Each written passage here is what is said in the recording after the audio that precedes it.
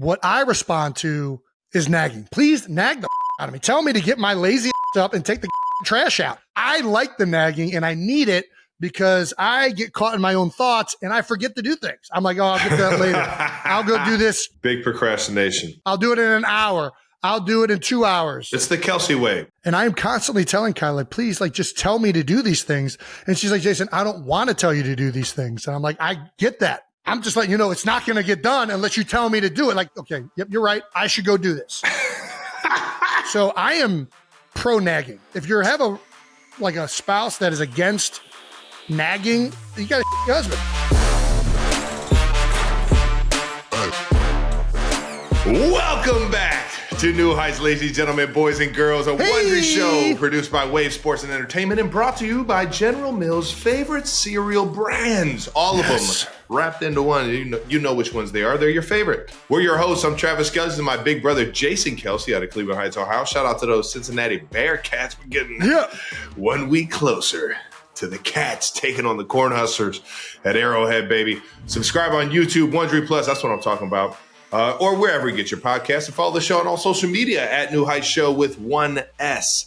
Jason, tell the people what we got coming up. We got another amazing episode for United 2%ers. Not a lot of football to talk about right now, but we can talk about some golf because Travis and I were out in Tahoe. That's right, Lake Tahoe, California, the American Century Championship. Well, we're on the Nevada side.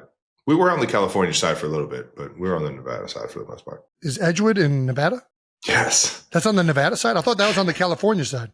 No, that's the west side. That'd be the side the sun sets on, Jason. I didn't pay attention to which side the sun was setting on. We're also going to get to another edition of relationship advice from the Heights Hotline. You guys have submitted some requests to, for some reason, have Travis and I talk about what we think a positive relationship looks like. Which we will try and do our best. Hey, and we've got another incredible conversation coming with the one, the only. We've wanted to get him on for so long. We're so happy he's here. Zac Brown. That's right, sir. baby. Little catch fat. One of our favorites. We had a great conversation. We already had it. I don't know if you guys know this. Sometimes anyways, you'll see. We'll change outfits. It'll be fun. But you're not going to want to miss it. He's fucking amazing.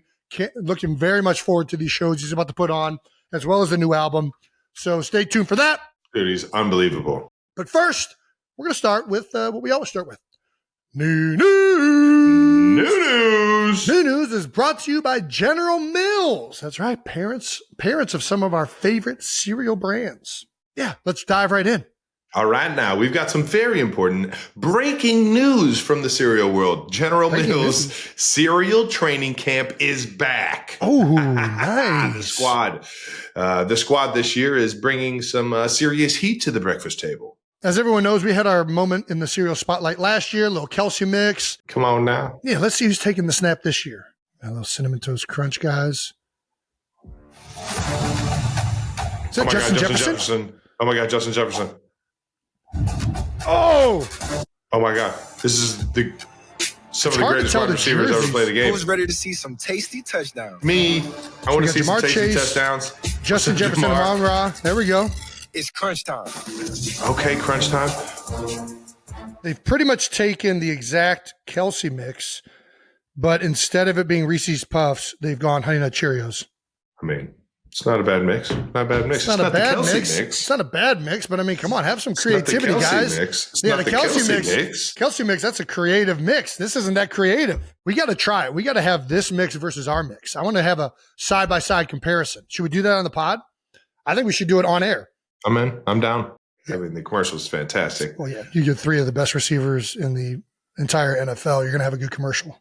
Exactly. Whose was whose? Do we have that information? The word on the street is that Justin is going all in with his own custom combo this year called Jetta's Mix. Jetta's Mix actually has, I think, frosted lemon Cheerios and cinnamon toast crunch strawberry. Well, now I'm very intrigued.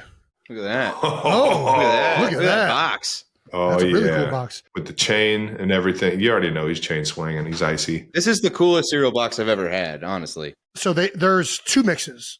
Correct. There's 2 mixes, and we should compare them to our mix. It's the only logical thing to do on this show. Yes, you know it. Wait, time out. It's saying here that it's the exact same as ours. No. The difference on this first mix is that it is Lucky Charms, Cinnamon Toast Crunch, and Honey Nut Cheerios. It's absent Reese's Puffs. So it's different. They changed one cereal. All right. But then the Jetta's mix, which is, I mean, these are just new creations. He's gone into a different realm where he's actually being way more creative than us in inventing his own cereals. Frosted lemon Cheerios. I don't think that's ever been a thing, right? Has that ever been like a product that they've ever come out with? Never heard of it. I don't remember it. If it is, I'm sorry, I missed that one. Cinnamon Toast Crunch Strawberry. So you got lemon and strawberry along with cinnamon and frosted. I like strawberry lemonade, so maybe this hits. I mean, I guarantee it's going to be delicious. If they're, I mean, all right. They anyways. did send you guys boxes. They're somewhere in your homes. Okay. Well, we're going to wait because we're going to try all three of them on the same show, one at a time, and have our review on which one we like best. We know that Travis will participate in this food challenge, which I am always excited for. Big fan of cereal. I can do cereal all day. Mayonnaise flavored cereal. Kind of sounds delicious. I don't hate it. That's disgusting. We just Hold on. invent another Kelsey cereal? Mayonnaise cereal? and milk. Mayonnaise and milk. That's what it'd be called. Mayonnaise and milk. Listen, all I know is that it's like a mayonnaise sandwich. What else would you put? Well, like maybe have like some little dried tomatoes in there. And you're basically just having a mayonnaise and tomato sandwich. Is that supposed to be good? I mean, to a lot of America, I think it is good. All right. Let's get back to this new news. If you guys can't tell, we're excited to try these mixes. I hope you guys are too. Hey, now. That does it for new news, brought to you by General Mills' favorite cereal brands. All right, now. And we'll be back to try some of the new creations in a coming episode. Yes, sir. Let's get to out of the house. We were out of the house this last weekend at the American Century Championship in Tahoe, the lake up there in California and Nevada. Splits right down the middle of the lake, the old state line. Is that technically Sierra Nevada? Is that what that is? No, it's Tahoe, Nevada. I think somebody said it was Sierra Nevada. I have no idea. Brandon, is that the Sierra Nevada area? What is Sierra Nevada? You want me to look up the mountain range? This is so funny. We were actually on the California side the majority of the time. I thought we were. The golf course is on the Nevada side. You sure? I'm positive. I'm staring at it right now. So then how the hell were we on the California side? Yes, it's literally the Harrah's and everything is on the California side. No, you got this reversed. No, that's the other way around. Hair's Yes. got to be on the Correct. Nevada side. I'm telling you right now. I don't need you to tell me. I know for a fact the Harrah's is on the Nevada side. I mean, all right. Okay, You're about to find out. I have a map. Do we want to look at a map? I've been looking at the map stating this. So there's your state lines right there. South Lake Tahoe. You were in California. No, good. It's keep going in there, bud. I'm going. Keep going. What am I looking for? Keep going. Right there on that state line, you'll see Edgewood. Oh, you're in Nevada. There you go. We got it. We nailed it. And then Harrah's is literally right across the state line.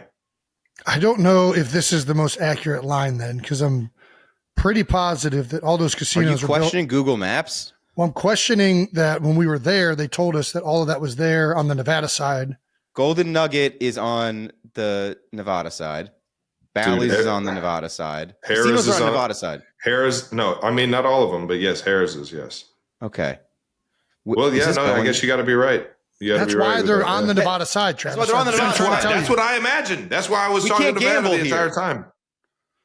Can you? So I did think we you get can. anywhere with this? I think you can gamble. Apparently, we were just in Nevada all week. We weren't in California at all, except for when we went on this lake. I should have just trusted my gut. Oh, the blue's the water. All right, keep going. We're keeping all of that in. Lake Tahoe is in the Sierra Nevada mountain range. All right. Yeah, okay, back to your original question. Yes, it's part of the mountain range. Oh, the mountains, the Sierra. All right, yeah, I thought. The high The Sierras. Sierra Nevada region. Yes. Yes. All right, my bad. Yeah, we were up there at American Century. Shout out to Edgewood. Shout out to everybody at American Century. It's always one of my favorite events. Dude, it's so well run. It is very well run. Shout out to NBC for hosting it and making it the production and how big it is. It's and shout out to everybody that came out.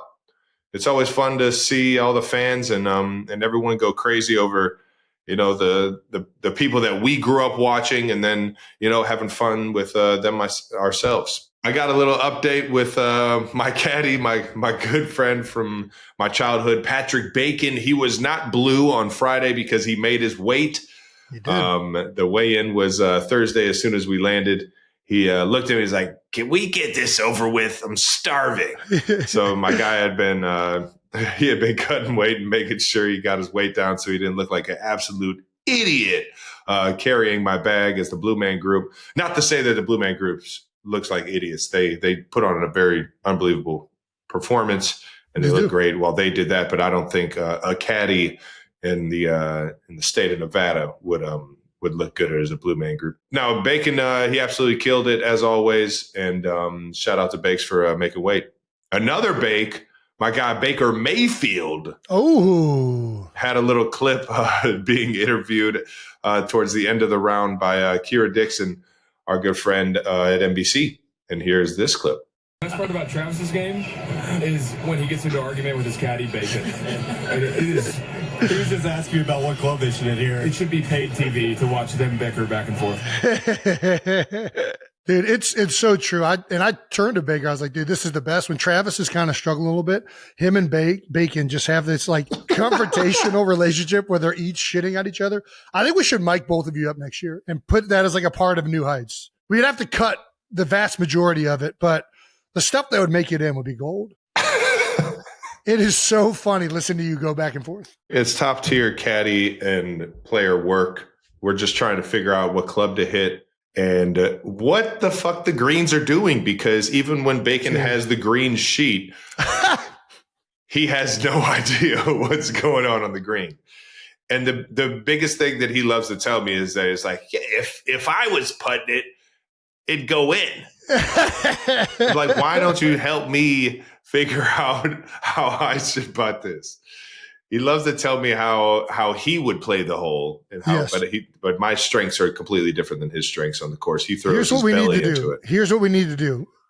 Next year, we go in practice round. Bacon actually golfs Tahoe. He's done this before. See, that's the thing. If you put me in a practice round before I go out and have fun at Tahoe, I'm shooting in the 70s. The challenge with Tahoe is the amount of celebration that you have with all your friends and the people that you see up there. And all of a sudden, you know what I mean? There's drinking games at the casino that night. And now you wake up a little hungover. And the first thing you do is have to get back onto the train because you just want to get back into a groove of feeling good and getting, the dehydrated like shakes out. Yeah. For those of you that don't know, we're not just playing golf. It's a full-fledged party pretty much every night. We saw our guy Matthew Kachuk, and Kachuk just won the Stanley Cup. He did. Second time in a row. What, am I not supposed to have a few beers with him? I got to celebrate with my guy. Yeah, well, you weren't teammates with Matthew. I was.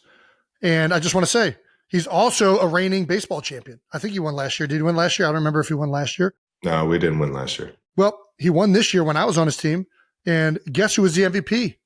90%. I might have sucked ass at golf. I was Kyle Schwarber on that fucking baseball field. I was lead off, home run right away. I don't think he's been lead off this year. Maybe I can't remember. But I was fucking dialed in on that baseball game. I was preventing people from stealing, hitting home runs, being very risky, and it paid off. Schwarber are kind of built the same. We have similar faces. I think we're both from Ohio. He's got great vibes. I'm a big fan of the Schwarber vibes. Schwarbs. Can I get my trophy? Should I bring my trophy in? No. I'm going to get my trophy. I had a feeling he was going to do that whether I said yes or no. Ha! I might not have taken home the trophy for the American Century Championship this week, but I did get the Osh's Table 2025 Most Valuable Thrower trophy. That's right. Our guy TJ Oshie took it up. Shout out to TJ. He took it up a level this year. Had trophies made for the back table at the Harrah's Casino, where we have some fun back there. Dude, I think this is gonna get some legs. It's gonna get some legs. It's so much fun back there. And honestly, TJ and his buddy made like a video pumping up this year's like baseball game. Dude, it is fucking hilarious. Our guy Miles Teller was back there with you. I had my guy Colin Yost, the Miz. We were over there fighting for our lives, trying to make some damn cups, man. Fuck. Yeah. And shout out to TJ. It was a fun day. Awesome time. Not our best golf, but it was our best personalities. I mean, we were killing it from a energy standpoint. I think everybody who golfed with us was like, man, that was a really fun day. So as far as I'm concerned, that's a win. Yeah, nobody said they hated playing with us. So Exactly. Can't tell me I didn't win. I think Miles like, Jason, you remember when you almost stabbed yourself in the eye with your tee? That was hilarious. Yeah, we lost the karaoke contest, and it was a shame because we had a lot of fun up there.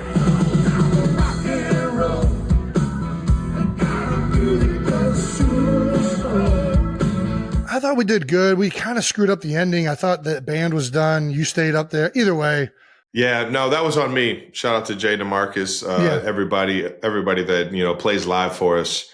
As a bunch of jamokes go up there and do our favorite renditions of our favorite songs. But it was fun. Dad came up to us afterwards like he saw pumped. Bruce Springsteen. Yeah, Dad was very excited. The crowd, it felt like was into it. I don't know. The crowd felt like it was into it. So yeah, all I know everybody is seemed like they were enjoying it. There's no chance we stood a chance when Ray Romano is doing Lose Yourself by Eminem. I mean, you can't compete with that.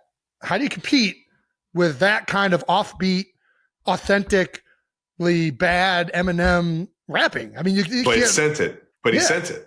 Arms are sweaty, these feet dogs are heavy. His vomit on a sweater already. On spaghetti. This is hilarious. So fucking good. But he keeps on getting what he wrote down. The whole crowd goes so loud. Don't puts his mouth, the words won't come out. He's choking out. Everybody choking out. The clock's so loud. Time up. Oh, wow. Step back in reality. Oh, no. So glad that he choked. So mad that he won't. He's on the side. He knows he won't. Already knows. He goes back to the road. All right. They're so fucking good. I'd say it's just an epic send. He's good. You just have to. You got to give it to him. It's an epic send. It's unpredictable, unexpected. Yeah. Unexpected, like a motherfucker. He full sent it. So listen. I think Old Time Rock and Roll was great, but that's an expected karaoke song. We got to come next year with a more unexpected song. Something that is just like, I can't believe these guys are doing. But we're so versatile, Jason. I don't know if there's anything that's like what would be unexpected that we go up there and like do like an opera. What would be unexpected? I don't know. I mean, dude, Cisco. What thong song? Thong song probably be unexpected. Probably be, but at the same time, expected. You go, My Neck, My Back by Kia. I would just do, Laffy Taffy would be a good one too. Laffy Taffy. I mean, that's expected for me from people that know me. They know I like that song. Oh my God. All right. We'll figure it out. We'll figure it out next year. Either way, great job, Ray Romano, for killing it, winning the karaoke. Yeah, Ray and his kids, the Romano family killed it, man. Big shout out to Pavelski, Joe Pavelski. Yeah, Joe. Yeah.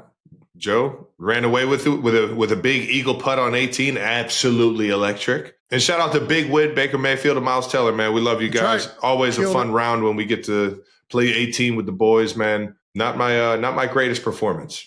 Yeah, no. I think I actually am getting worse at the Tahoe in terms of like my actual number. Jason finished minus 51. It's like Cam Jurgens. I'm a big Cam Jurgens fan. What were you last year? I was minus 51. We've just been over this. Really? Yeah. I was 2 spots higher because the field got worse, but Jason Kelsey played exactly the same. Yeah, not good. But I'm going to put in time. I've been putting time in on Reddit trying to fix my golf swing, and we have a video of that, which I think my swing is better. Reddit isn't where you go for a golf swing, though. That's the thing. But I think my swing got better. Either way, Jason is also going to be taking lessons. And I'm going to come back.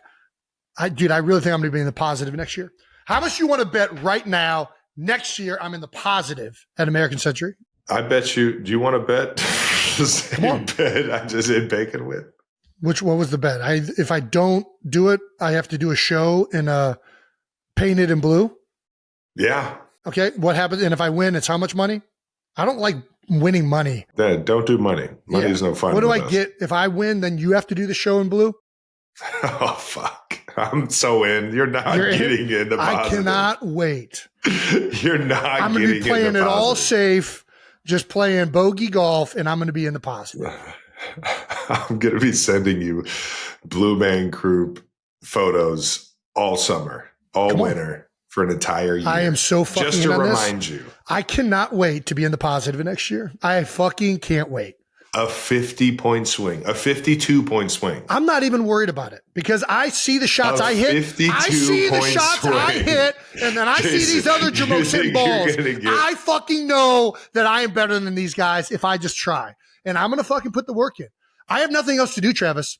This is not my life. Okay, you're still playing football. There are other things for you to worry about. I have nothing else going on. I have unlimited time to get better at this sport. I am going to be positive, and I fucking can't wait. There's no way. I can't fucking wait. This will be the greatest swing of golf. It's going to be like my swing of GPA when Brian Kelly. So one year at Cincinnati, I realized this probably shouldn't say this, but I realized I was probably never going to go into the corporate world. And I had this thing in my head where I was like, I'm either going to go play in the NFL or I'm going to become a coach. So these classes are kind of useless. Like, I don't know what I'm going to marketing classes for. I'm not going to go work in the marketing field. So I just stopped going to class and I failed a bunch of classes. And for a quarter at Cincinnati, I had I think it was a 0.6 GPA. They told me, Jason, they said, Jason, it's really nice. You won't be able to play football this year if you don't get this thing back into the positive. You'll be ineligible to play football. And that's when Brian Kelly at the next reporting of the end of the semester or the end of that quarter, he said, and in the biggest improvement in GPA that I've ever seen, Jason Kelsey went from a 0.6 to Dean's List. I got a 3.8.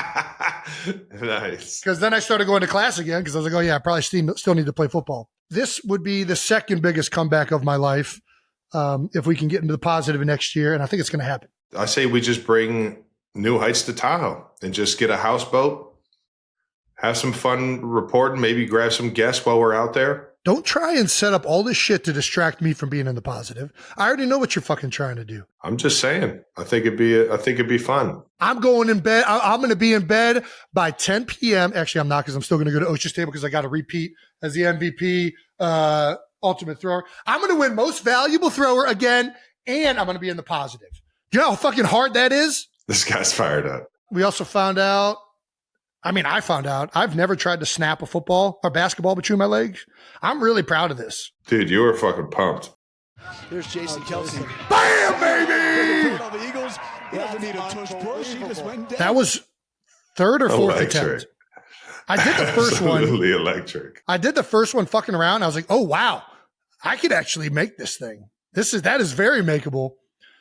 And this is right in the hot spot of my golf round. The hammy looked good right there. Well, it was tight. I'm just going to let you know, I almost pulled my hamstring again, looking between my legs. The thing is still not healthy. It's like riding a bike, Jay.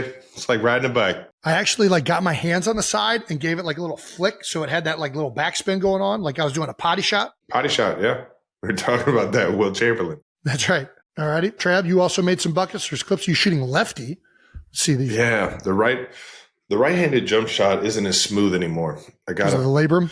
Yeah. Or the AC? I think it's the AC. The AC is the one. So you just converted to left-handed? Like that's something that everybody else can do? Yep. Buckets. Oh my gosh. That was good. That was very good. That was fucking butter. That was so good. It's electric. That's impressive. Shout out to Mr. Turnbow for getting me to use my left hand as a kid. And all the right shoulder surgeries I've had. I've just naturally been using this left arm for all the fun shit. Yeah. So I know how to throw a baseball and left-handed, all that good shit. Either way, phenomenal time as always in Tahoe at the American Century Championship. Very excited to come back next year if we're invited. I don't know at what point they stop inviting you if you're that bad at golf. But no. It's not about the golf. It's not about the golf. Nope, it's not about the golf. Isn't the whole thing about golf? I think yeah, kind of.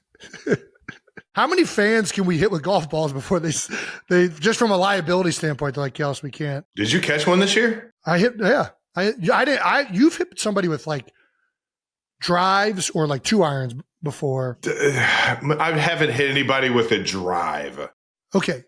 I went off a tree and I hit a guy in the neck this year. Yeah. Sorry, but blame the tree, not me. I caught one thin and hit a lady in her foot. She saw it coming right at her, though. There was no reason she shouldn't have got out of the way. Which, by the way, thank you for getting in the way, because that was no way I was saving bogey, and she didn't stop that ball right there. So that was a big thank you. To anybody who's at the American Century Classic, if you think you can take it, if you're at bat and you think a walk, like getting guaranteed first base, especially you just kind of sit there and you just let the ball hit you, right? Yeah, you get a free pick. If you think it's coming in with a relatively low speed, you think you could take it someplace outside of the head and be okay, do the Celebrities a solid. Just take it and let the ball be closer to the field. Because otherwise, hitting in the trees are hard. So I'll take one for the team. If I'm there, I'd stick my ass out and let one of those balls hit me. I mean, you get a pick. Well, that too, yeah. I don't know if that's worth it, but maybe it is. Yeah. See you guys next year. Hopefully. Yeah. Thank you. Thank you to everybody up there. And that does it for Out of the House. Let's do some Heights Hotline. Yeah. Very in on that. Heights Hotline is brought to you by Audible. Nice. That's right. If you're sick of reading, just listen. All right. Let's pick our favorites from this list. We got Can girls propose, dating apps, first date ideas, getting a partner to do chores. I like that one. Time. I like that one. Let's do 4. God, I like that one. This is like the worst one for me to do possible. All right, good. God damn it. Do your fucking chores, Jason. Hi, Jets Jake and intern Brandon, also Travis and Jason. Also, okay. Parenting advice question I have for you guys. Ultimate parenting question, I actually think, is how do you gentle parent your partner and or husband, spouse, whatever, into doing chores in a respectful way? Like, what motivates you? How has your wife and or significant other gotten you to do something without nagging? Yep. My name is Audra. I am 30 from Washington. Would love to hear how you guys have handled that. All right. Fly Eagles fly. Let's go. From Washington. Yeah, there we go. I'll say this. I think that what I respond to really well is nagging. Please nag the fuck out of me. Tell me to get my lazy ass up and take the goddamn trash out. I don't if you tell me to take the trash out, I'm not going to be like, oh, I can't believe she's telling me to take the trash out. I'm like, yeah, you're right. I suppose I should be doing that. Okay, I'm sorry. I like the nagging and I need it because I get caught in my own thoughts and I forget to do things. I'm like, oh, I'll get to that later. I'll go do this. I'll do it in an hour. I'll do it in 2 hours. It's the Kelsey way. We think a lot about shit that kind of doesn't really matter, but in our mind, we wander. We wander into possibilities. And I'm constantly telling Kylie, please, just tell me to do these things. And she's like, Jason, I don't want to tell you to do these things. And I'm like, I get that. I'm just letting you know it's not going to get done unless you tell me to do it. Like, if you're like, Jason, I got a bunch of trash bags. Can you please take them out? I'll take the trash out and I will have zero, I can't believe she's making me do this. I'll be like, okay, yep, you're right. I should go do this. So I am pro-nagging. I think nagging is a great thing to do. If you have a spouse that is against nagging of things that he should be doing, you got a shitty husband. I don't know what you want me to say. Like, if he's already had things that he's supposed to be doing and he's not doing them, he's the issue here, not you tell him to do his fucking job. I like coaching. I've been coached my whole life. I want people to tell me. Otherwise, I need that. I need that coaching. I should be better. We're coachable guys. I acknowledge Jason should understand when there's full trash bags on the fucking kitchen floor that I'm supposed to pick them up and take them outside. But sometimes Jason says, I'll get to that later. I'll get that in a couple minutes. Because which is not right. If you have a spouse that is, grew up on sports, a big believer in being coached, yeah, just get a whistle. Get a whistle, snap him out of his fucking his thought process. Not gonna lie, I kind of like this idea. I've not incorporated Everybody this. knows a whistle in like somewhere like a house is like an alarming thing. Like, what the fuck is this? And it's like, yo, trash. Yeah. I told you about 3 times, son. Get your ass over there and get the trash. Yeah, and a lot of times it's just the first time. Like, if you just tell me it's there, that's the cue to me of like, okay, Jason, do your fucking job. Take this goddamn trash out. Yeah. That's not your job as the spouse at all. Get a whistle. I wouldn't be worried about being nagging. Now, if you're nagging about things that you shouldn't be nagging about, then yeah, that could probably get a little annoying to the husband. But if this is things that he should, or boyfriend or whoever you got going on, or girlfriend, I don't know what your situation is, lady. But I think that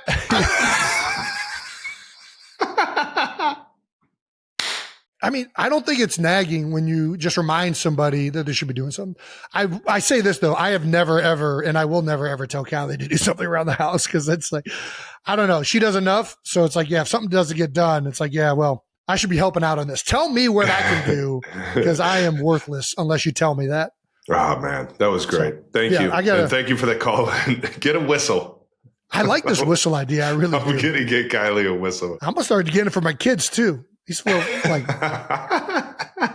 the girls will just use it as a toy. They'll be like, "Oh, nice. We are allowed to make obnoxious noises in the house." That's no. I'll shut that down real quick too. But they're so bad. Like ADHD, right?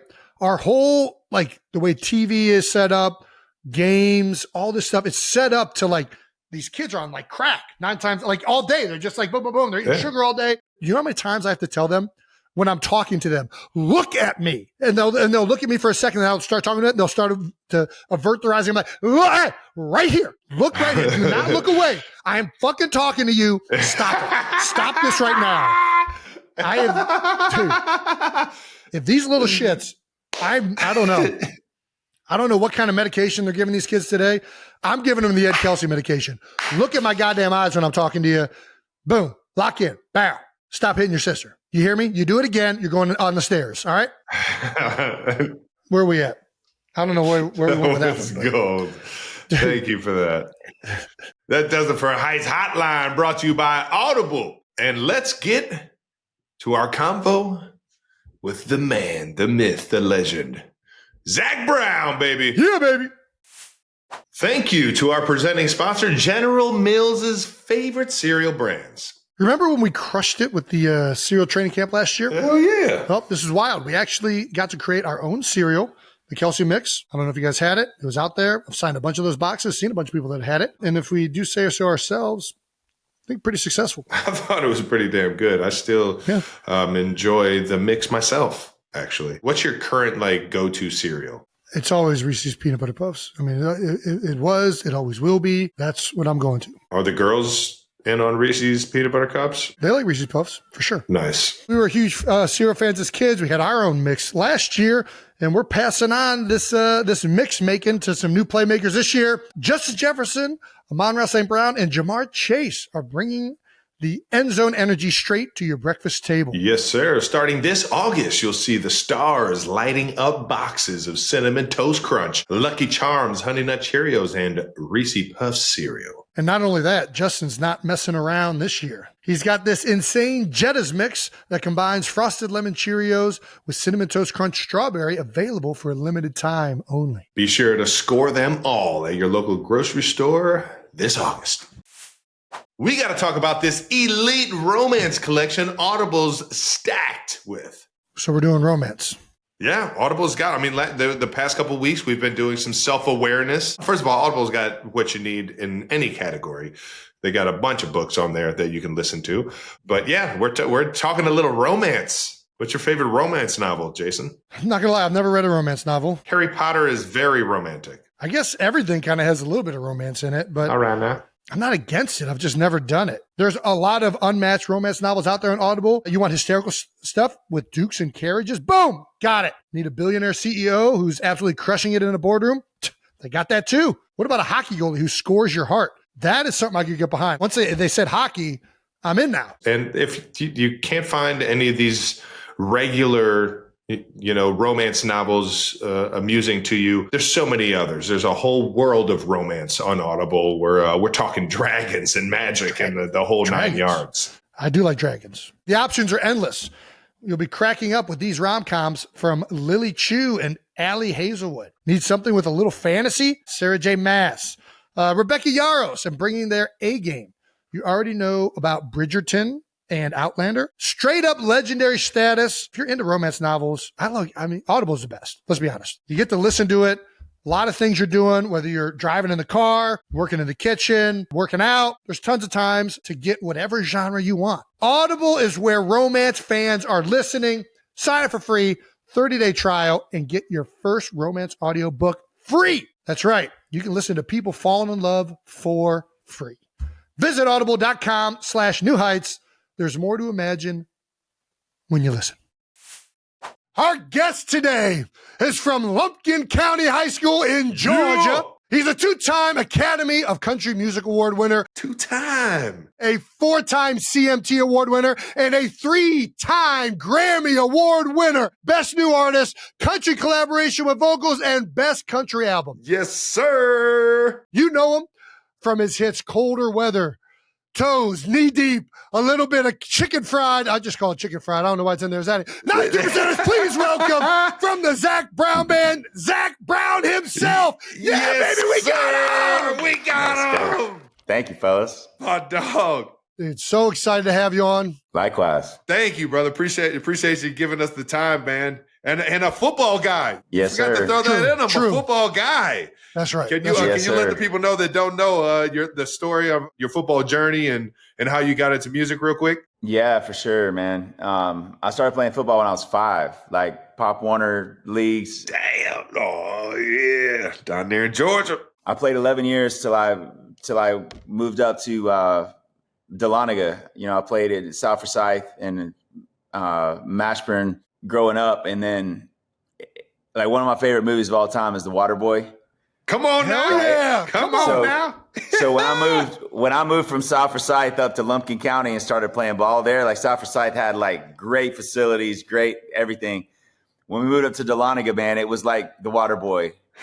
It was like there's no grass on the field. Like you're running in dirt clay, dirt devils, like running laps. Oh gosh. And so I only did that for a couple years in that kind of scenario. But as far as music goes, man, music was my first love. I was like 2-3 years old, like hearing jingles on TV, singing along with everything. I was the kid that everybody was like, my brothers were like, shut up, stop singing, And then I started playing guitar when I was about 7, and I carried my guitar every day at school with me, every day to football practice.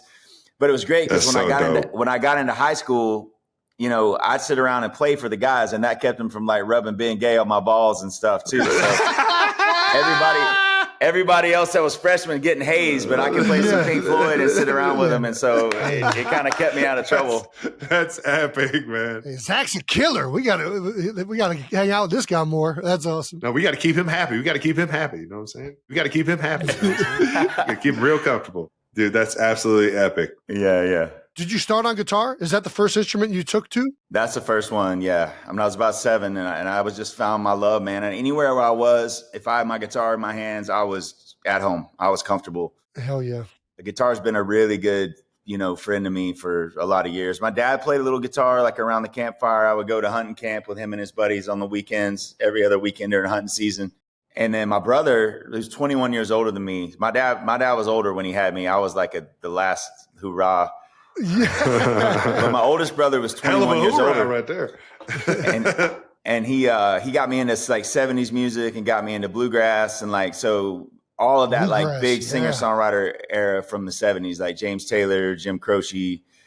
Oh hell yeah. So cool, Dan man. Fogelberg, Gordon Lightfoot, like to the Eagles, to Pink Floyd, to the Allman Brothers, to Steve Miller Band. Oh, yeah, Pops has some taste. I wanted to say this. I mean, I'm a huge fan of your music. I'm a huge fan of your albums and the music that you've went and done. But one of the things I love about going to one of your shows, to be honest with you, is that love of music really comes across. At each one of your shows that you do live, you have like different musicians come out with you guys. You're doing songs that I've never heard. It's the best, man. You could tell that you guys are actual like lovers of all these genres. It ain't just country. It ain't just this specific spot. Like you're very, very talented, man. Pulling in covers from left and right, and everybody gets a chance to be the lead singer and have the moment, man. It's so cool. It's one of my favorite.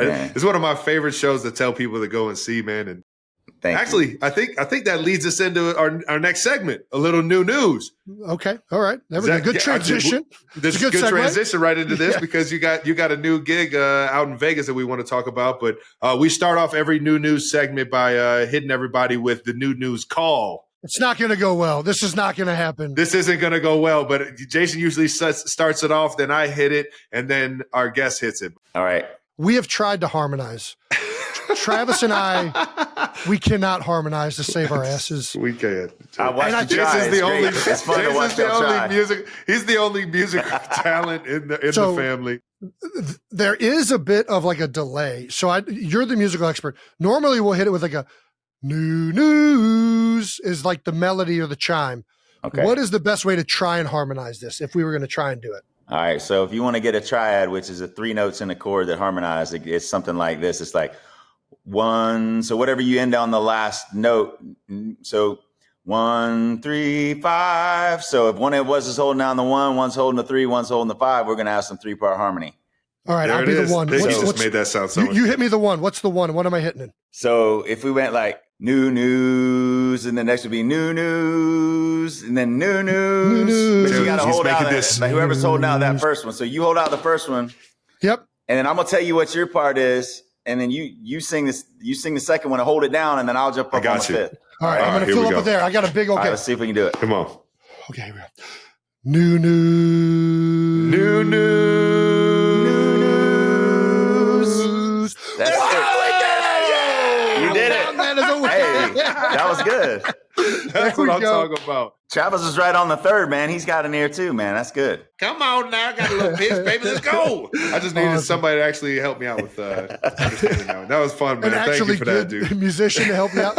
Exactly. Not your brother. All right. Well, let's get into the new news. Jason, go ahead and hit him. So the new news is, Zach, you're starting your Love and Fear residency at the Sphere in Las Vegas the first 2 weekends of December 2025, as well as you guys have a new album coming out, Love and Fear, which is going to release night 1 of the Sphere residency. Ooh, baby. Wow. That's all. And all this is announcing July 15th. Am I correct? Yes, sir. That's right. Perfect.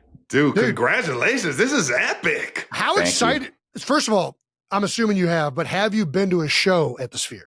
I've been to every one that I can make it to. I've been to 5 shows there so far. Man. Just seeing what's really working and what maybe could be done a little bit better, or, you know, just the way that it's utilized in the building. But so for the last 3 years, I've been looking for something to do. I've been looking to create a spectacle. Yeah. To do something where the production's so big. Because if you think about a couple moments, like when Pink Floyd came out with The Wall, and they went on tour with it, and their production was just massive. It wasn't just like a little video thing in the middle. It was all the way stretched around.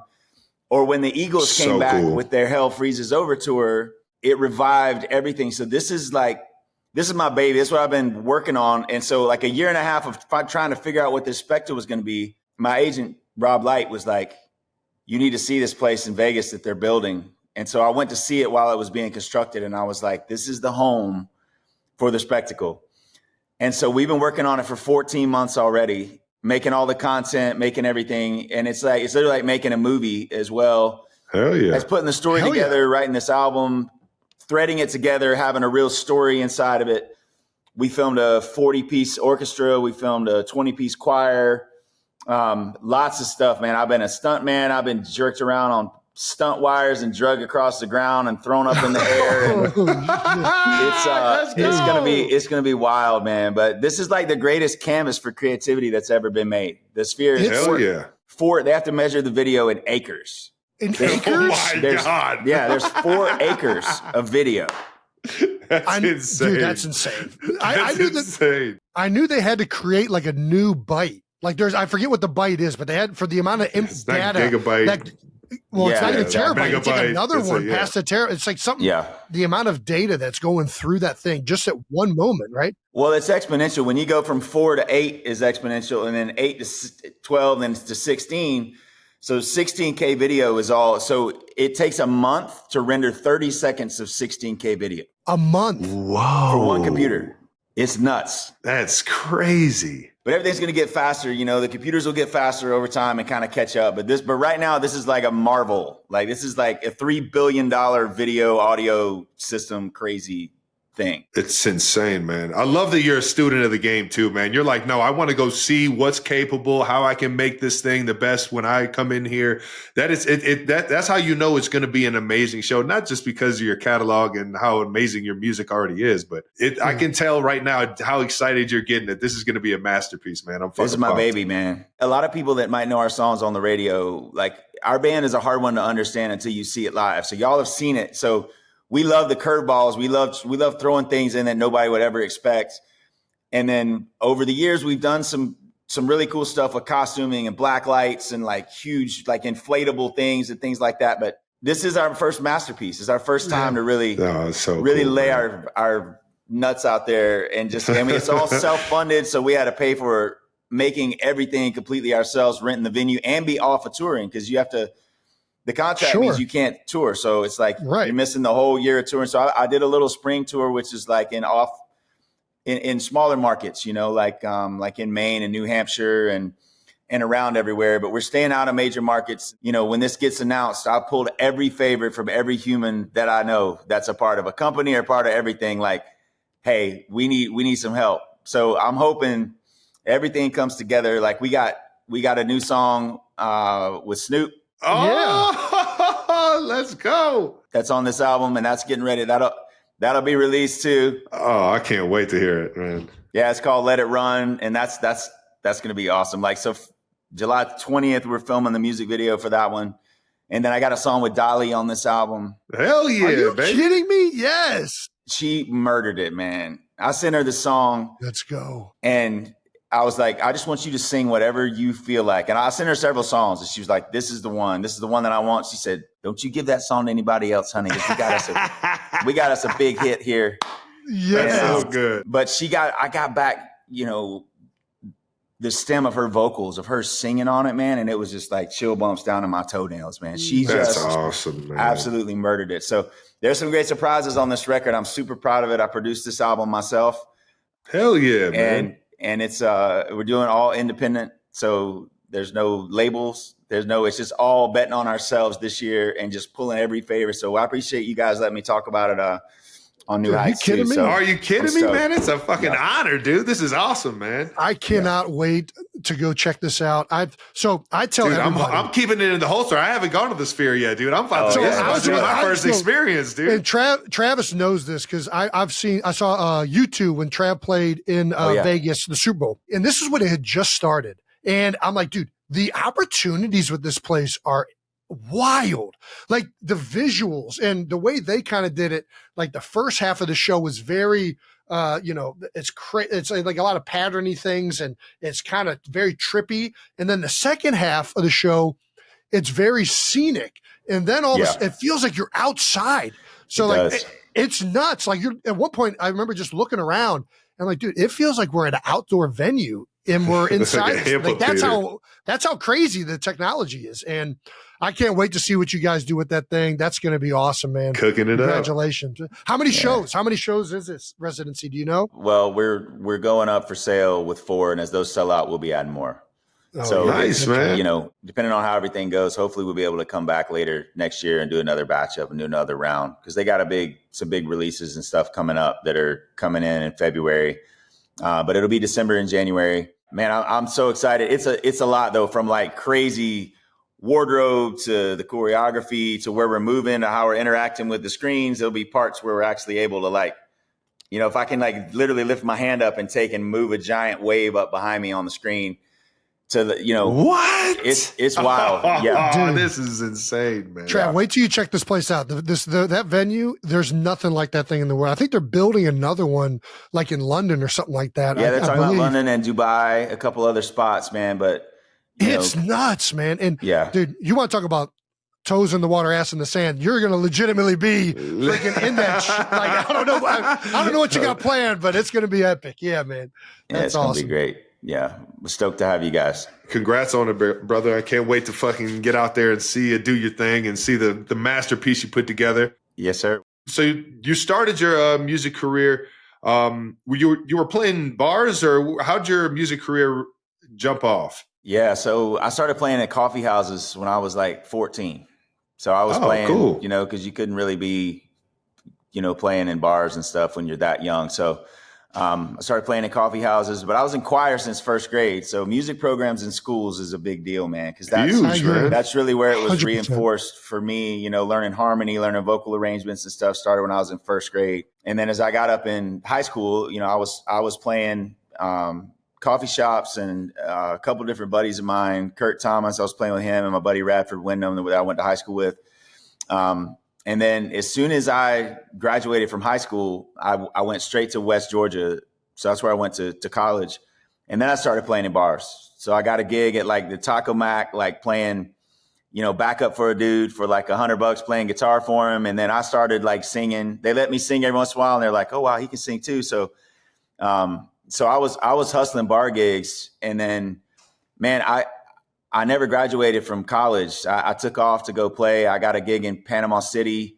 Me and my drummer took off. I sold my life insurance policy my dad had bought for me. I bought an old 78 Dodge Good Times van, like bubble windows. Oh my God. Orange shag carpet. Yeah. Dude, yes. Oh yeah. And so you're living the dream. Yeah. My mind. So Hell yeah. Me and my dog, I had a Jack Russell puppy at the time. I think I was 19. We took off for Panama City, and me and a drummer, we were playing as a two-piece. So we just set up drums and guitar, but we got a gig. Oh yeah. So we were down there playing at this place called Joey's, and we play out on this deck, and we auditioned for the guys. But our first auditions was 6 nights a week, 6 hours a night for $150 a night. Oh my God. But we were so stoked. We've been like setting up at some dude's daiquiri shack trailer that he's selling like, you know, stuff out of. Anybody that would give us a power outlet to plug in. So then after that, when we left Panama City, we did that for a few summers. And then what I figured out is I could go to a sports bar that didn't have live music, and I'll just tell them I'm going to come in and play for free, and let us have the door. Once we start bringing people in, then let us just take. So it didn't cost them anything. So like you're betting on yourself. You're like, we know that we're going to get people in here. Yeah, we created our own business model, because if you go try to get a gig somewhere where people already do, like in Nashville, you can make. I mean, $100 a night is a decent gig in Nashville. Hell yeah. But we would go to these sports bars, and we play there every week. So after a couple months, we'd have like 200 or 300 people coming in on a Wednesday night, like college towns. And then we were making $3 to $5 at the door. So we were making like $1,200, $1,500. So I could pay a good drummer. I could pay a sound man. And man, we did that. We rocked that circuit for 7 years. Yeah. Playing like 3 nights in Panama City, 2 nights in Birmingham, 2 nights in around Atlanta. And we did that for like 10 years, man. So 10 years of grinding 5-6 nights a week. And I was playing anything I could play, anybody that people would pay me for, like a bar mitzvah or a birthday party or whatever it was, man. We were hustling, man. And that's really where we learned to appreciate people. Sure. Like every single person, the person cleaning the bar at the end of the night. Sometimes they'd be the only person listening. And so I love that we cut our teeth doing it that way. And it wasn't just like overnight we just became successful. We thought we were. We had our CDs and we went to Panama City. We were like, we're going to be big next year. But 10 years later, we finally made the right album. We got it. Chicken Fried was on the radio. That took off. And then I was able to travel on a bus after that. And I could lay down and sleep while we're traveling. Man. Yeah. And that was back in the days when we were pretty rowdy, man. We were sponsored by Jägermeister. It was like, yeah. It was wild. It was wild. That was my hustle, man. So we hustled like that for 10 years. And then all while we're traveling, writing together, being together. And a lot of my crew, man, from like 7 years in is still with me. You know, it's like that album's like almost 20 years ago, man, which is crazy because I don't feel any different, man. And I look in the mirror. I feel better now actually than I did then because I'm running clean now. I eat clean. I exercise. I don't drink. I'm like on the program now, but it's been a blessing. Jaeger isn't in the diet anymore. No. I had my share, man. I had a great career. Yeah. I had a great. There we go. I had a good run at it. Yeah. You're right. It does not feel like that long ago that Foundation came out. I still remember when Chicken Fried first came out. We were at Cincinnati. Hey, Travis, were you at Cincinnati? You were at Cincinnati. You were still in high school. I think I was just at the tail end of high school. Yeah. But I remember and I think Spotify had just like started to take off too. And I remember showing all these guys like, bro, have you heard this fucking song? Like this thing is like the dopest thing I've ever like, and it was like So the catchy. anthem for a number. I mean, and that whole album and everything since then, you've just continued to kill it. But it feels like that was just yesterday, but it wasn't. Like that was, I just had a whole NFL career and you're still releasing songs and still doing live shows. Well, at the same time, I'm such a fan of you guys too, man. I watched the journey of you guys as well. So it's much props. I know the amount of discipline it takes, and you know, I mean, you look lean now too, Jason. I'm trying. I'm still doing the alcohol, but I've definitely cleaned up the diet a little bit. Okay. All right. It's less though. It's less. I knew that there would be a day, you know, I was like, there'll be a day when it's time to, you know, put it down. And my warranty ran out when I turned 40, and I was like, you know, it was a couple years before that when I decided, but I'm like, man, if I don't invest in feeling good, then because I love to, you know, I love to be out in the woods and on the water, under the water. You know, spearfishing is my favorite activity in the world to do. Spearfishing? Yeah. Spearfishing? Free dive. That's cool as hell. So I do that all over the world. I want to be able to do that when I'm old. Well, dude, it sounds like I need to be talking to you. Exactly. I need some of this stuff. Yeah, this is great. No, but we can't just let spearfishing just slide by like this. Hold on. No. So how far down is like the furthest you've ever like spear? Like you like because you can get down to like 50 feet, maybe even further. Yeah, I don't like how. I've shot stuff down at 80. What? Yeah, but I got homies, man. Like my buddy Justin Lee, who's like Jason, my hero. imagine holding your breath and going down 80 feet. Travis, you know I'm a terrified of sharks. You know the number one thing to like get those sharks over there is spearfishing. Blood in the water. There ain't no fucking chance I'm doing spearfishing. But this is the sharks I'm are very there. jealous. They're there every time, man. It's just part of it, man. I'm cringing. It's part of it. And when you're in an area, when you start seeing sharks, you know there's going to be other good fish around too. And then, but you got to watch their body language. It's like a dude in a bar that's like kind of antsy. He's like, you can tell if somebody's like spun up. You watch their body language. Most times they're just chill, man. They're trying to get some bait. You know, I don't spearfish where there's great whites very often, where there's like things that are used to eating things our size. So most of like the Caribbean and the Gulf, Mexico, like most places that we go, and even in Hawaii, you know, they're not eating sea lions and seals because that's what you look like in a black wetsuit. So a great white would be a thing, but you also have a weapon. So if they keep coming around and they have a body language that you don't like, then you just you go down, you poke them in the nose. Yeah, well, you swim at them and poke them, and they're like, "Well, that's I know that's if you see them coming. If they come up under you, you don't see them coming though. You can tell Jason has a lot of dreams. He has a lot of nightmares of this happening. Dude, I'm terrified. I'm very jealous though. That's so badass though. 80 feet. Yeah, I don't have a lot of bottom time once I get down, but like my buddy Justin Lee, who's my hero doing it, he can free dive 200 feet down and hunt something. Free dive. Oh my gosh. It takes him a full minute to swim back up 200 feet. So he's got like his timer on his watch. And so I go with guys that are, you know, he can hold his breath like 7.5 minutes. 7.5 minutes? Yeah. So he goes down, chills for like 5 minutes and then comes back up? He can go down. Well, when you're exercising, it's a little bit different, but I think he can easily get like 4 minutes of bottom time. No problem. No, that's amazing. But he's he's one of the greatest dudes ever, man. Great family, man. Gotta start working on my lung capacity. Yeah. And there's technique too, man. I've been doing it. I did it wrong for my first 10 years of doing it, but the last 10 years I've been doing it. I've been going with him. I've been going with Cameron Kirkconnell, who's another guy, but these guys are legends, man. They hold a bunch of world records. So dope. But going with them has been a whole like life-changing thing. But dude, it is an avatar world under there. And there's no telling. Every time you go, you see something that you've never seen before. Aliens, dude. Aliens. You can't convince me it's not. Do you have a fish that is like, I want to get one of these? Like what is your ultimate fish you want to get spearfishing? One that I haven't gotten a marlin yet. Oh my gosh. That would be insane. That's one. And in Hawaii, I just have to be able to put in the time in Hawaii to be able to do it, to get a big blue marlin. That's on my list. I did get my big dogfish tuna, which was like my bucket list. Yeah. Fish. There you go, baby. Hang on, I'll show you a pic of this one. I was going to say, she tastes good or what? Oh yeah, they're delicious. They're delicious, but there's one. Oh my gosh.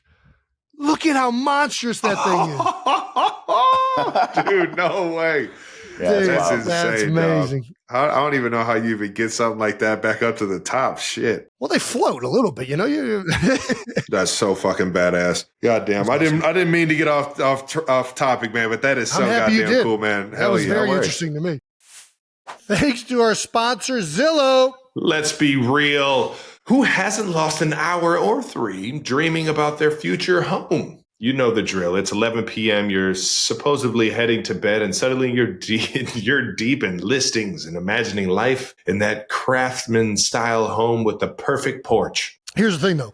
While we're all scrolling through the endless home options on Zillow, they have changed the game and made it simple for you to actually find, buy, and sell homes. Plus, Zillow always has your back. They'll connect you with local real estate agent who actually gets what you're going after. Maybe you're all about the suburban life with room for the kids to run, or perhaps you're hunting for that perfect downtown loft. They'll zero in on exactly what matters to you. Jason, do you remember your first place? My first place? What do you mean? You remember buying your first home? I'm living in it. This is the first home I've ever bought.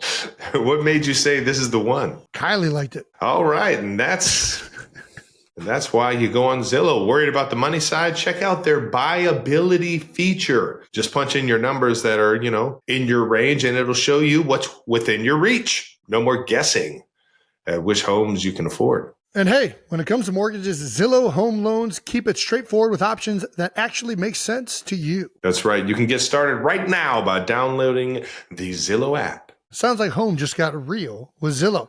Zillow Home Loans LLC is an equal housing lender, NMLS 10287.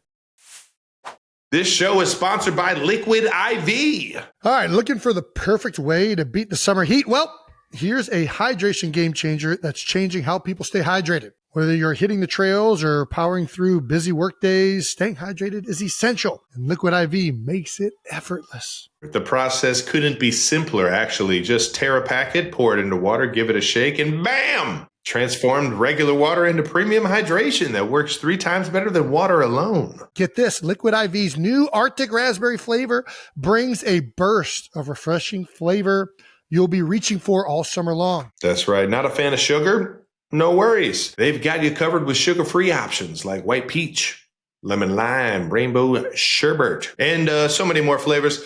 Just 1 stick of Liquid IV and 16 ounces of water hydrates you better than water alone. We could have used some Liquid IV on the golf course or doing anything this summer, working out, being active, sweating. Liquid IV is going to be a great way to make sure that you don't start cramping. And then all of a sudden you're grabbing your hamstring, you go to run on a bunch of floats, you pull your hamstring. A lot of bad things can happen when you're dehydrated. It's very easy for that to happen out in the summer heat. So make sure you squeeze the most out of your summer with Liquid IV. Tear, pour, live more. Go to liquidiv.com and get 20% off your first order with code NEWHEIGHTS at checkout. That's 20% off your first order with code NEWHEIGHTS at liquidiv.com. So I've messed around with music. I played saxophone growing up. I'll mess around on guitar. I do not consider myself a musician, but I like messing around with music. What goes into writing a song for you? Do you have like a process? Do you start with the melody? Do you start with like some type of lyric or theme? What's Zac Brown's methodology? Man, it happens all different kinds of ways. Sometimes it's a melody that you put words to. Sometimes it's like a guitar riff that you're playing and something kind of a sound or a melody pops out. Sometimes it's just like something that you'll hear somebody say something, or you'll hear something that's like, that's a song. And so that can happen in the middle of the night. Like I can literally wake up from a dream and you got to write it down like right then. You might not work on it then, but just capturing it. And then for me, it's like really not settling for anything, because I can hear on the radio there's lots of songs that you can tell they wrote that because it rhymed. Sure. And you really don't want to mail it in. So I have songs like Goodbye in Our Eyes is one of my songs. It took 11 years to find the right bridge for that song. So I knew it was good, but I didn't want to just throw something in there to get it done. Because it rhymed. Yeah, but some songs you'll write in an hour. Like it that happens quick. It just like happens right there. It happens fast.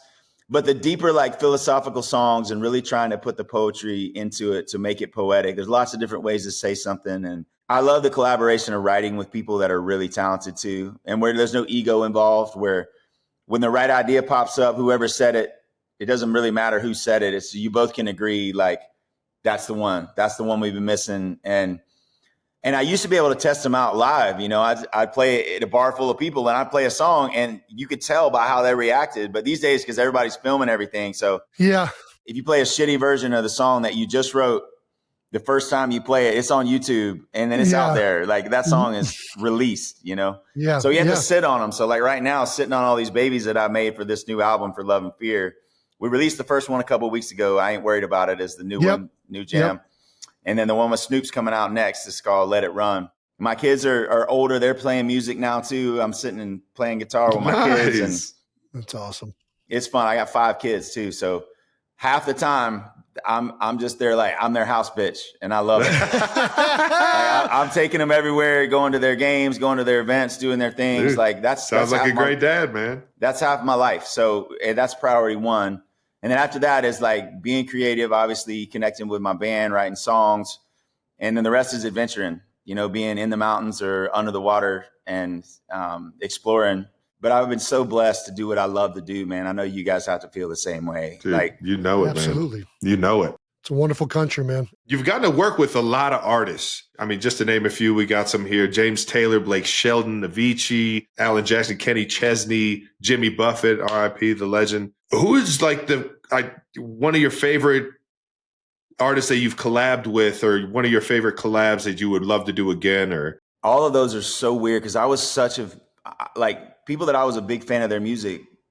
Same thing with like football. Like you idolize somebody and then all of a sudden you're on the field with them. Yeah. It's crazy. And like, yeah. And you climb on a stage and I'm singing a song with one of my musical heroes. So they're literally like Batman to me. Yes. You know? Hell yeah. And so those moments for me have been some of the most surreal things. Like playing on stage with James Taylor was like, how did this happen? Dude, one of my favorite songs by you, brother. I don't mean to cut you off, man, but Jason introduced this one to me. I didn't even know it was a song. Overnight with Trombone Shorty. Trombone Shorty. Dude, I was thinking of the exact same song, Travis. I love out of nowhere this R&B so like super smooth song comes on. Smooth as shit. Yes. Yeah, such a groove, and you got the trombone back there going crazy, dude. That was one of my favorite collabs ever. And it's just the range that you have. You can tell you like to show your creativity, you like to show just your enjoyment of music and everything like that, man. It's just so fun, and I cannot wait to see. I mean, you said Snoop Dogg, and I'm just like, man, you just keep coming with surprises, man. It's badass. Well, I love that about Snoop too, man, because he's always relevant. Yeah, always, dude. He just keeps going, keeps stepping in, keeps going. So much respect for people like him that hold up their relationships and their vibe, and like everybody's stoked to see Snoop, man. Hell yeah, yeah. You can't go wrong with Snoop. It doesn't matter. So this is definitely an herb themed song, and I was like, I got to get Snoop on it, man. Dude, what's it like living on a tour bus? We never got to experience like life on the road. You talked a little bit about it with the van, but like, what is that like? The first 5 years, we were on a 12 bunk bus. So there's 12 of us living on one bus with one bathroom and like one little spot in the back to, to change or whatever. Okay. Oh, wow. You got to learn how to kind of internalize your BS, or whatever you're going through. Cause I don't know if y'all are like me, but some days I wake up and I'm like, I can hold all this shit up. I'm like energized. And then some days you wake up and just your chemistry's off and like everything, you're just like a little bit, but learning how to like really live in such tight confined spaces. It's like being an Aztec or a Mayan where you're like living in one of those places. It's like dug into the bank, like stacked up on top of each other. Okay. But you gotta learn how to like, manage yourself and your own, whatever you're going through, and then holding space for everybody. Cause like your drummer and your percussionist is normally just walking around tapping on everything. So they're just like middle of the night, they're tapping, banging on things. So for me, like having a noisemaker, a white noise, I use the white noise app, but I also got a company called Deemer Box that makes these. I'm going to send y'all some. It's a dry box, like a Pelican box, but it's got 2 silicone speakers in it. So it's completely waterproof. But it holds all your stuff in there. There's a battery charger for your phone inside. Oh, hell yeah. So I plug that thing in when I'm in a hotel or on the bus. I plug that thing in and that thing just rips like brown noise, super loud. So it drowns out everybody's like, yeah, here's one right here. Oh, hell yeah. That's all you need right there. Yeah. So that's all you need. Like when I'm traveling or whatever, all your gear goes in here. I'm about to say that thing keeps some beers cold or what, dude? So anyway, that's part of it, having the white noise. and being able to drown everybody out is a big part of being able to sleep. Or if you're in a hotel and there's Ferraris going by, if you're in LA or, construction or whatever it is. But the culture, man, it's all led from the top, man. You can't buy culture and momentum, and you got to create it and you got to lead it from the top. And the people that I travel with and the people in my band are unbelievable human beings first, and then they're incredibly talented. So you have to really learn how to like support each other, and how to, if you're having a rough day, to kind of, squash it a little bit, kind of, there's a lot of emotions in 12 people in one bus. And then there's 12 of those, There's 12 buses. of those. Yeah. Yeah. You mentioned playing with like your heroes. My first guy I ever snapped the ball to was Michael Vick. And that was like a moment when I got to the NFL, like, dude, I can't believe I'm freaking playing with freaking Michael Vick. Like, what the heck is going on right now? I'm snapping the ball to this dude. So yeah. I know you've sung at all these venues. You've got all these musics and all of these genres. But what's it like to sing a national anthem? How different is that? Well, normally as soon as you sing a word, you're hearing that word back like 2 seconds later. Oh no. So it's before I did it with in-ear. So the first time I sang an anthem, it was at a Braves game. I was 14. Oh no. 14? Oh man. I was 14. That's crazy. In high school. And me and my buddy Radford used to sing together. We would sing, I would sing the bass harmony, and then he would sing the lead.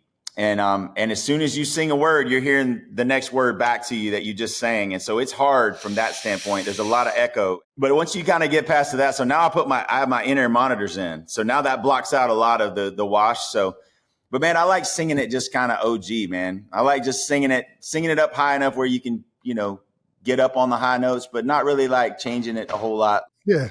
And when me and my band are, we're doing some coming up here soon. Getting to sing like 4-part harmony with my band, kind of like barbershop style. I sang in barbershop quartets all the way through. Let's go, let's go, dog. Yeah, that's so fucking badass. Yeah, but I love this country, man, and there's a lot of people that I don't think really appreciate the amount of sacrifice that it's taken for us to be able to have what we have here. And so we have a big mission supporting our veterans. We got the camp that we built. It's actually right over there. We do 34 weeks of veteran programs throughout the year, and working with such incredible people, man, people that have real servants' hearts and do whatever they're told so that we can keep our freedom and be able to pursue our dreams and live the American dream. Like, we owe a lot to them. So that's something, every night we get a soldier to come up on stage when we do Chicken Fried and come out and do a salute and just remind everybody, what a blessing it is. Got it pretty good. All right. We got our last segment. We got to ask. You don't have to answer these. You can tell us to, fuck off if you want. Yeah. All right. Here we go. Is it true that you have 11 siblings? Is this accurate? You said you were the youngest. Yeah. Well, growing up, I had 4 stepsisters. I had 2 stepsisters from my dad's side, 2 stepsisters from my mom's side. I have 2 half brothers, 2 half sisters. And then from the time I was 3 years old, I've had brother-in-laws and sister-in-laws that have been like parents to me. Like my brother David, he's actually my brother-in-law, but since I was 3 years old, he taught me how to ride a bike. He co-signed with me to get my first truck and trailer, like first loan that I ever had. He's been a dad to me. I've been adopted and taken in by a lot of people over the years, by a lot of different people. And so I don't have any that are full mom, full dad. So I'm the only one for my mom and my dad, but I grew up in the middle of all of them. So it's 7 sisters, and now I got 4 girls. I got four daughters. Hey, I'm right there with you, Zach. Yeah, baby. Man. And a son. I got the son last. He's 11, but my girls are 14, 15, 17, 18. We're in a similar spread right now, but we got 5, 4, 2, and we just got a newborn. I've been there, man. I've been there. The change table, dude. The change table is still sitting there, bro. There you go. There we go. It's still out. It's still out 18 years later, man. 18 years later. That's great. But I can relate, man. But it's beautiful. And every phase that kind of feels like it might be wearing you out or whatever, man, you'll miss that the most. You got to just like soak that in while they're little, man, because they grow up so fast. Absolutely. I appreciate it. Yeah, man. We were just on the beach today. It was it's a trip, man. But yeah, I'm definitely looking forward to being out of diapers. There's no question about that. Diapers and brushing their teeth every night, like wrestling them down and brushing their teeth. Yeah. But that, honestly, man, like that was hard, but I miss it. I miss all those things. I miss every one of those things that is like feels like a struggle at times. Just the Groundhog Day of all of it. Bath time, it's nuts, dude. Throwing them all. Every night is chaos. Like I don't know how long it's going to take. It could be 30 minutes. It could be 2 hours. And they're like puppies too. You get them out of the water and dry them off, and they want to take off, dude. They're just like little naked bodies running around the house like a so true aquarium, dude. It's wild. So true. But I miss all those phases, man. It's such a blessing to get to be a parent and get to be around for that. Absolutely. Back to a little bit of music. I want to know, who was your first concert that you went to when you were younger, where you were like, oh yeah, this is what I want to do this. So I was 14. We had opened up for Sean Mullins and Matthew Kaler. They were like two guys that were like troubadours playing by themselves. And when I was 14 and I saw them perform live, I was like, and I love music. I love to sing, but watching them play, and I was like, this is what I want to do. So same thing with the summer camp thing. I would go to summer camp when I was 14 at camp. I was like, I want to build one of these one day. I want to build a camp and I want to play music. And I knew that from the time I was 14. And that's a blessing because a lot of people have like 4 degrees and they still don't know what they want to do. Like I had a path, like I knew what I wanted to do. And so I was able to follow what I loved and then figure out how to, hustle enough to make a living doing it. So you got a camp too? What is it? Is there an age limit on this camp? Yeah. Yeah, you could come counsel or drop in anytime. It's so it's called Camp Southern Ground. Okay. And 9 weeks of summertime, we have about 115 kids that come in to sleep away for a week at a time. Damn. Okay. And it This is flips badass. over. And then the other 34 weeks out of the year, we do veteran programs, and then we do vision development for the corporations and stuff like that. But we got a 16-acre organic farm. It's farm to table. The kids learn how to pull stuff out of the ground. They learn how to plant things. We've got, a big aquatic center over there. We've got zip lines. We got all the things that camp happens. I had transformational experiences at camp when it was like a molded little cabin with no air conditioning, but we built like a university to do this. Like the buildings are wrapped in zinc. They're going to be there for 1,000 years. Yeah. But the difference that it makes in a kid's life, a kid that doesn't have a mentor and a kid that comes, we bring underserved kids in that are in the same group with kids that are on the spectrum, with kids from military families that might have lost a parent or had a parent dismembered in service. And then you have mainstream kids, which might have a poverty of spirit where they don't even know how to appreciate anything they have. They have everything. They don't know how to appreciate it. So you mash them all together in one group and you help them through a week of like learning how to rely on each other and learning to be like an advocate for each other. Hell yeah. And it changes lives. And that's what I experienced as a kid. That's what we experienced too, man. I hear everything you're saying. I'm just like, man, you're doing it right, brother. It's giving me flashbacks. Hell yeah. And we remember those camps and all the different like social, economic, and like racial, like the melting pot that we grew up in and getting to experience everybody for who they are and their culture, man, is the best. We had a Camp R was our overnight camp growing up. Camp R, shout out to Camp R. Dude, you want to talk about AC in the middle of the summer. Moldy ass cabins. Hell yeah. I had fucking mice and roaches running across my chest that night, baby. You already had the stories and the memories that you get. It was awesome. They just throw you in the woods with a bunch of high school and college kids, like looking as your chaperones, man, is the best. I know. Yeah. It's so fun. Zach, we learned you make knives. Yes, sir. How did this come about? How did this even start? So I fell in love with knives as a kid. My dad traveled with Coca-Cola for 15 years. And he would go to Mongolia and China and all these places, and he would bring me back a knife from all the places that he went. Oh, that's badass. And I started throwing knives when I was about 4. So okay, I got an indoor throwing range here at the house. If y'all make it to GA, I got a 4-year-old. I could not imagine giving her a freaking knife to throw. That's amazing. Jason was stabbing kids with forks. You don't give him a knife. Yeah, that sounds like a true story. It was a sport. Technically, it was a sport. Okay, all right, doesn't count. That Kentucky Fried Chicken spoon fork thing, man. Yeah, that's right. That's great. I love knives. I was drawn to them just like as a kid. And then when I was 18, I lived in a trailer in Carrollton when I was going to West Georgia, and my neighbor's granddad had a knife shop. And he was taking like old buck knives and taking them apart and making them automatics, like making them switchblades. So that was my first experience when I was about 18, working on knives and being in his shop. And then after that, I just became friends with a bunch of other knife makers. And then so now I've got a shop here at my house where I make Damascus and I forge. And dude, you are. Oh, dude, that is so I want to awesome, hang out with you so bad. I can't even describe it. Like, you're in GA. Come on down. Come on now. I didn't know nothing about bladesmithing, knife making, sword making, any of it.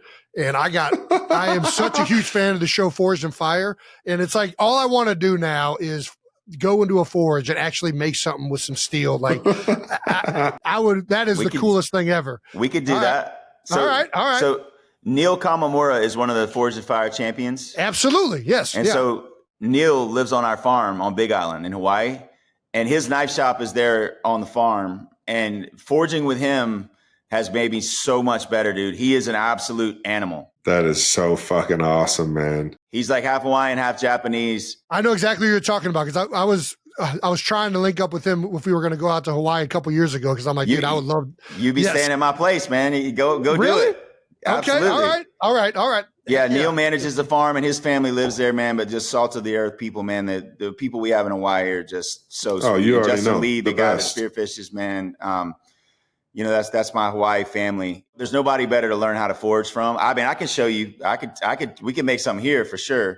But Neil's on another level, man. So he's like my hero in knife making and forging. Sheesh. But I can show you. I did this basket weave one. Hang on, let me show you. Oh, hell yeah. What can't he do? It is amazing how many things you're good at.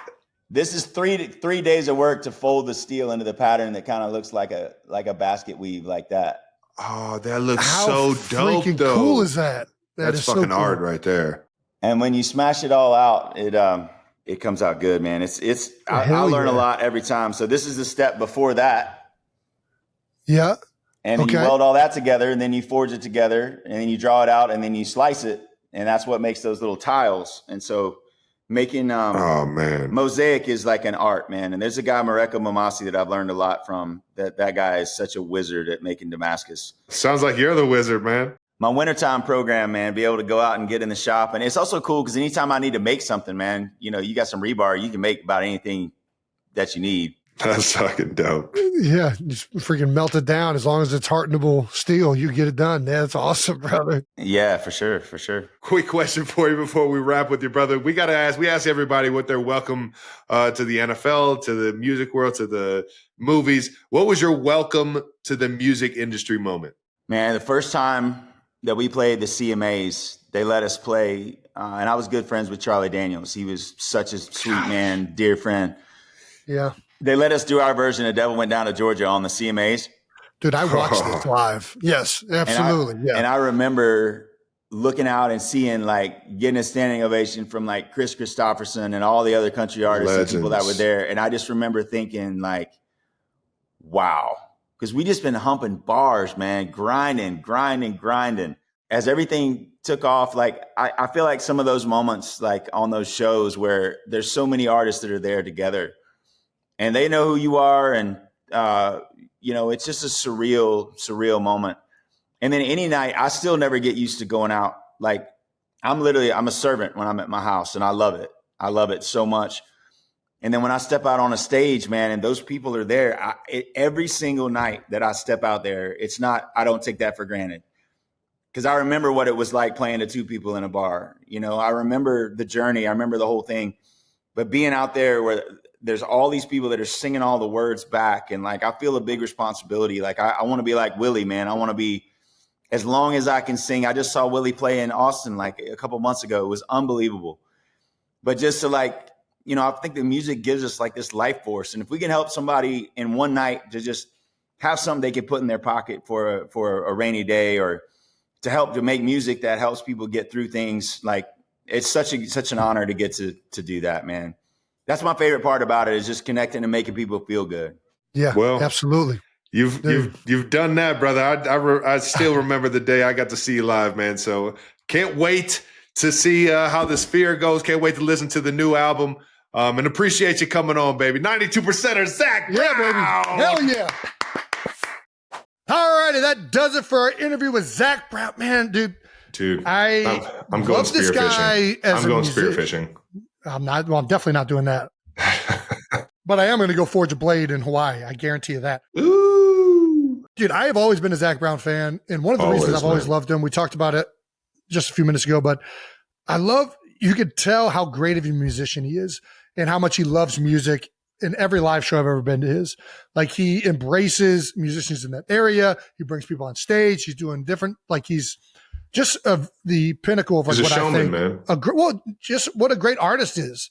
Like, this is a guy that's always trying to get better, always trying to do new things. I'm very excited to see what he's doing over here at the Sphere. Cannot wait, man. Dude, he's got all these other things going on too. Spearfishing.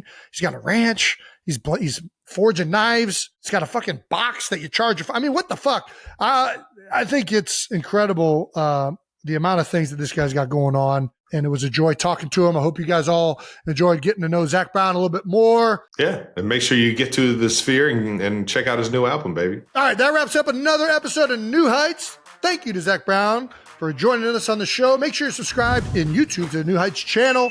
And follow New Heights on the Wondery app or wherever you get your podcasts. You can listen to new episodes of New Heights early and ad-free right now by joining Wondery Plus in the Wondery app or on Apple Podcasts. Once again, New Heights, a Wondery show produced by Wave Sports and Entertainment and brought to you by General Mills' favorite cereal brands. Every single one that you love is always going to be General Mills because they make the best. Follow the show on all social media at New Heights Show with 1S for fun clips throughout the week. 92%ers. We appreciate you guys for tuning in each and every week. And to our production and crew, we appreciate you guys making us look way better than we are. Oh, so true.